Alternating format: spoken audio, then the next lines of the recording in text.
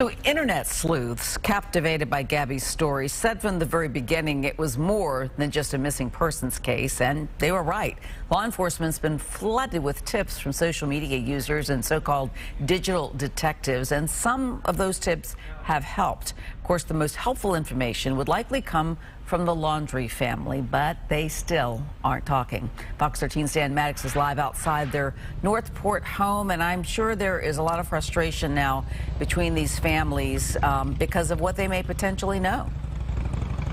That's correct. Yet again, we have not heard from the Laundrie family today. There was some back and forth between attorneys over a social media post, but today we heard from the neighbors across the street. They spoke for the first time, and I can tell you people in this neighborhood are becoming increasingly frustrated at their silence. Take a listen. I think they just took it too far. If their son was innocent, I don't feel that they should have lawyered up as soon as he came back into the state. And I felt that if he had nothing to do with it, then they should have released a statement somehow stating his innocence. They are still not talking to investigators, and this evening I spoke with a retired FBI profiler who worked the Unabomber case and the Natalie Holloway case, just to name a few. She told me, you have to understand the situation they're in. They're remaining quiet because they obviously don't want to incriminate their son, and lying to an FBI agent is a federal crime. As an FBI agent, here's how she said that she got other families in similar circumstances to open up. What I would talk to parents about in past cases is this.